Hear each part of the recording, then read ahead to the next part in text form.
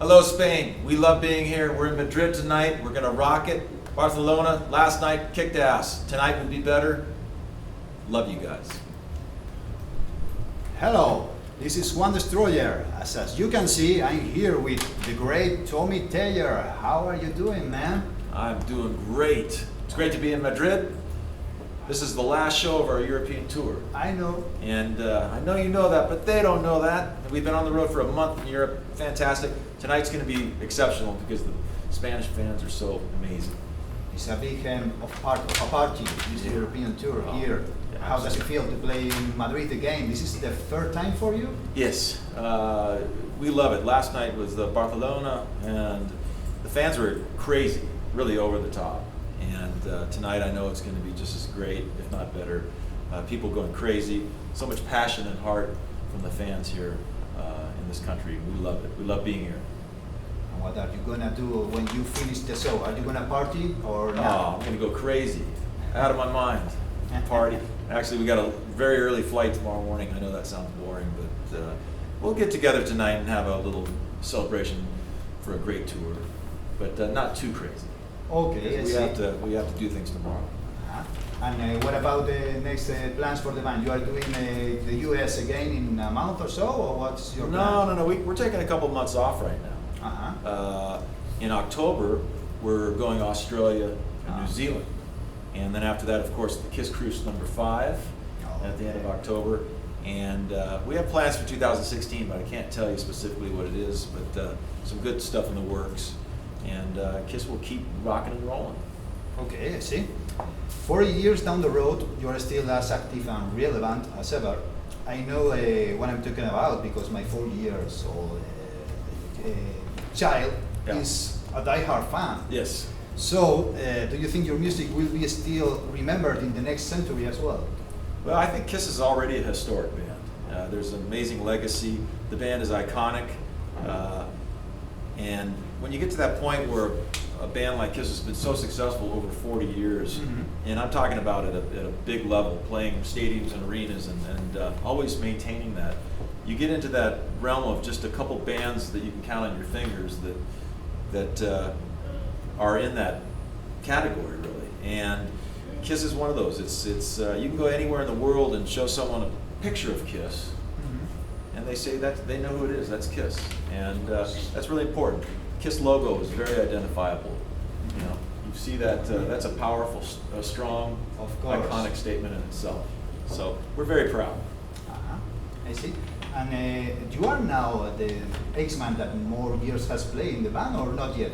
I think so. I've been the guitar player in Kiss for 12, 13 years, and I think that's probably longer than any other guitar player that's been in Kiss. And what an honor and a privilege to be doing this. It's something I love doing, and we all love what we do. But it's been a dream come true for me to be the lead guitarist in Kiss for so many years now. I think every kid dreams about that and fantasizes about doing that. So I don't take it for granted, that's for sure. I remember that you started as a musician in Black and Blue, the band, and Gene produced you back then. You then got into the Kiss conventions, right? Yes. So it's a real dream come true because you were part of the band before that, but at the end you became the lead guitarist. It's like, oh man, what a story to tell, right? It is exciting. I've been very blessed. I've been playing professionally for over 30 years, and Black and Blue was a great band in the 80s, as you know. And I met Paul and Gene because we had an opening slot on a Kiss tour in 1985, the Asylum tour.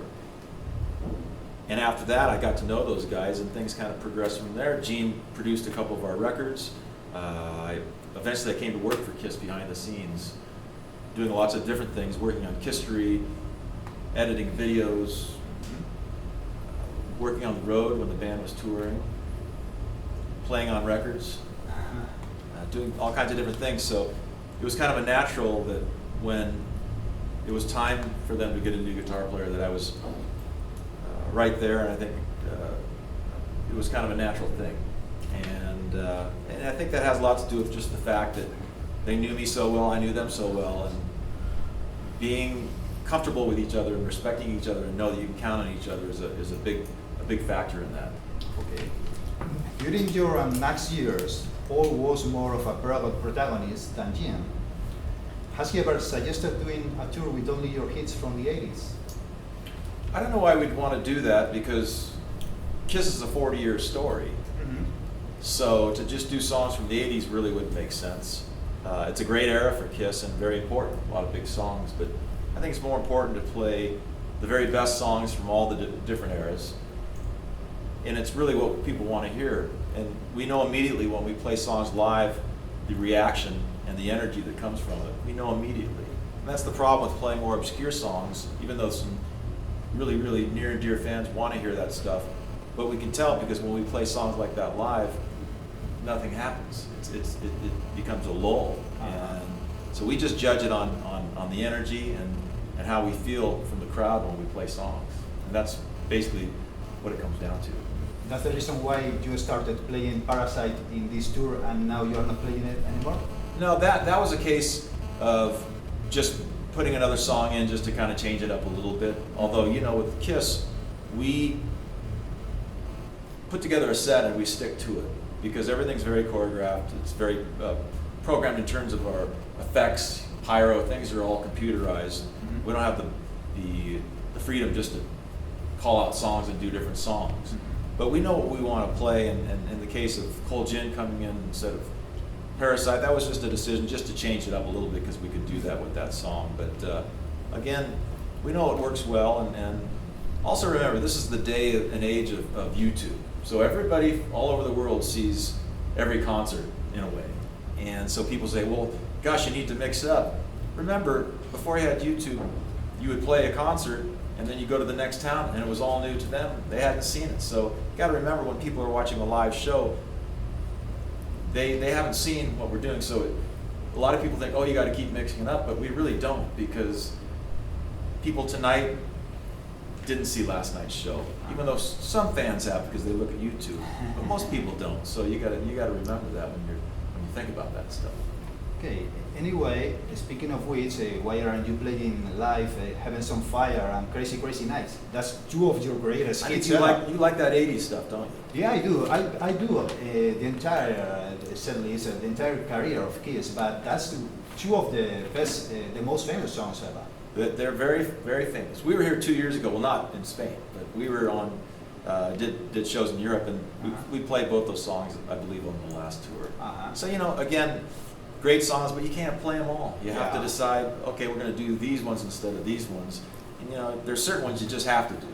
So, you know, Detroit Rock City, Shout It Out Loud, Love Gun. There's just things that rock and roll night. And when we're over here, we got to play I Was Made for Loving You, because people love it. So it's tough to figure out the song sometimes, but we do the best we can. Okay. What do you think about the new mass shooting in Charleston? NRA says it wouldn't have happened if the parishioners were carrying their own guns to defend themselves, always alerting to the Second Amendment. Don't you think that is... Wait a minute. Yeah. You got another question? Yeah, Why don't we talk about Kiss? You know, Okay. really, what we do is about kind of forgetting about a lot of that stuff, Yeah, even no though problem. that's important.